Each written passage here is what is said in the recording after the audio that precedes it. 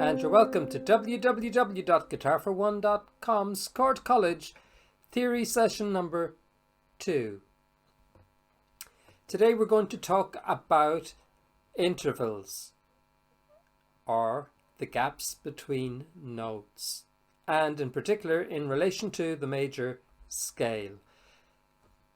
We're going to use C as an example. The major scale follows a formula of a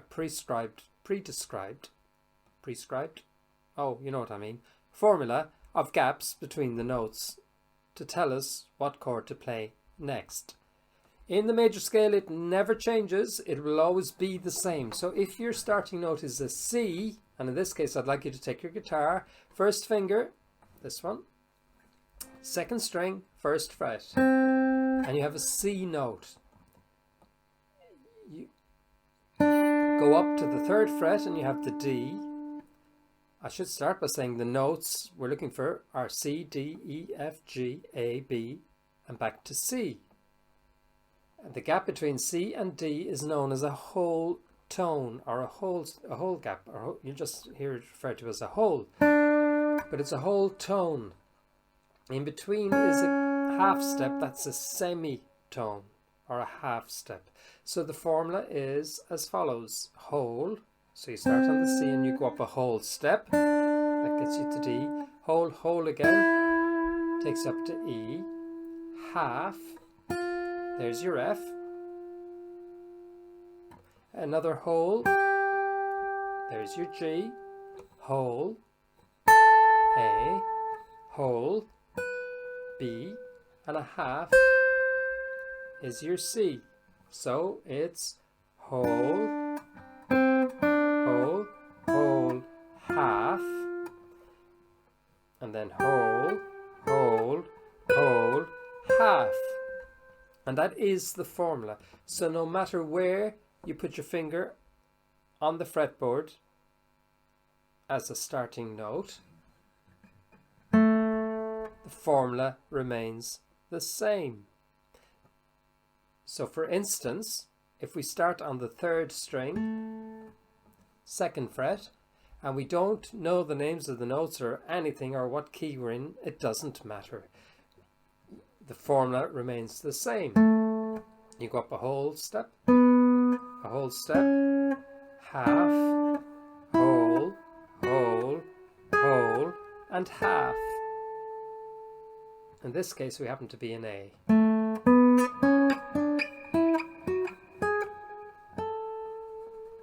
So it's always whole, whole, half, whole, whole, whole, half. So let's go back to our C again. C, D, E,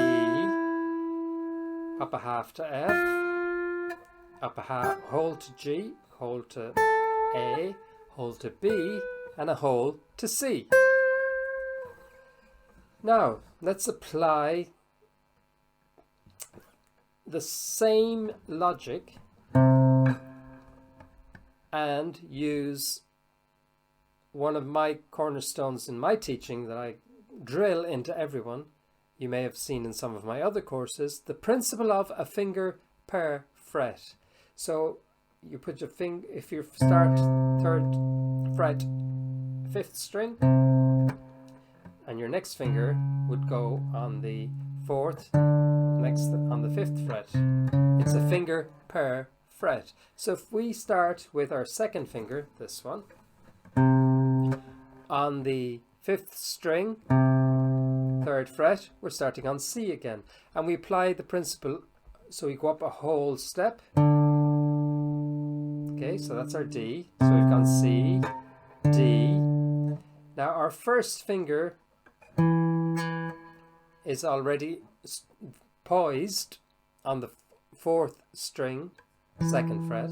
So that's your whole step. So whole, whole, whole, another whole. And we know from our formula that the next step is a half step. And our second finger is already there. A whole step, our pinky's already there.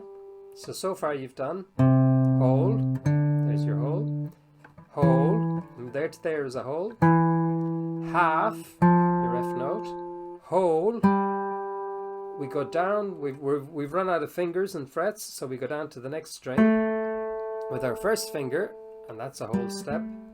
We need another whole step, so that's our third finger, and our pinky lands on the half, back on the C.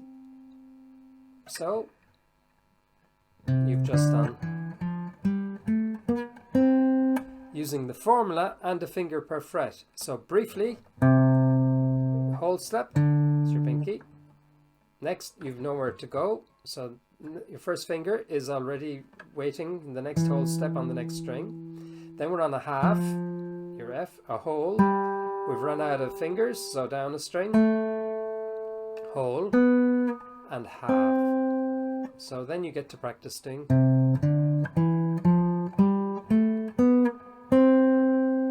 As part of this exercise, I would encourage you to learn the names of the notes and maybe do something like every note that my pinky plays, for instance, I will name it. So we get D, whole, half, G, sorry, whole, whole, C, and do the same with your other fingers. That conveniently brings us to a C here on the third string, 5th fret. So we're going to put our first finger there, that's our root note. Again, we're going to go finger per fret, and we're just going to mix it up another tiny little bit. So we whole step, it'll take us up to the 7th fret to D, so C, D. Then we're going to use our first finger, because it's already there, on the B string, the 2nd string, 5th fret. So we've got C, D, E. Half step is the next note in the formula. There's your F. Whole step, put your pinky up there on the 8th fret. We'll run out of frets, put your first finger on the 5th, and you've got your A. Whole step is next. There's your B. Half step, there's your C. So again, finger per fret, whole, whole, half, whole, no more fingers, next string, whole, whole, and half.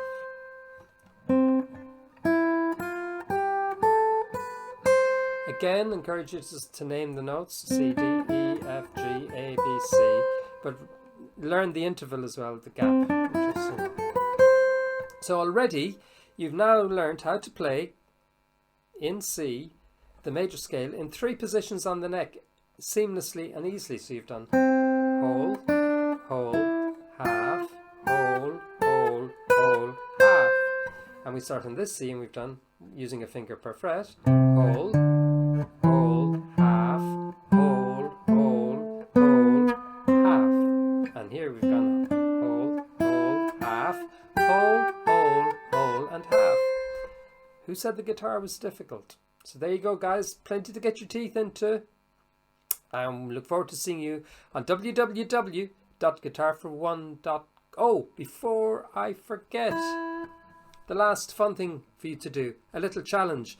What good is an exercise or a lesson without a challenge? Your challenge, other than naming the notes randomly, is, as I played in the beginning, skipping.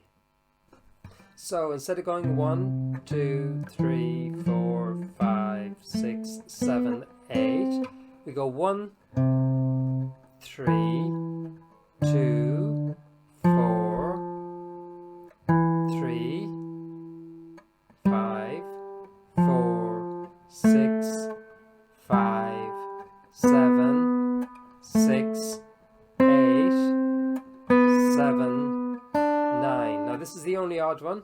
7, 9. So you've got 9 is 2, but an octave up. So don't refer to it as 9, but just for this exercise, because it makes mathematical sense, I'm going to refer to it as 9. 7, 9. So you'll find the D there under your first finger, and your 8, which is your octave. So again, 1, 3, and you can sing it as well. Now you'll have to ignore my singing. 1, 3, 2, 4, 3, 5, 4, 6, 5, 7, 6, 8, 7, 9, 1 or 8. Okay?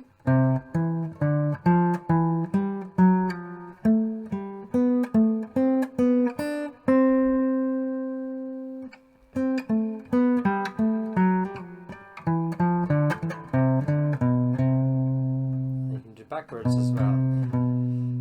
Finding array.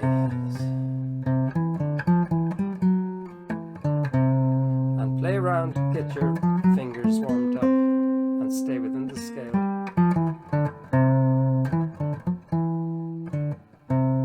Okay, so practice, practice, practice. When you finish practice some more, and we'll see you next time on www.guitarforone.com's Chord College. And remember, have fun.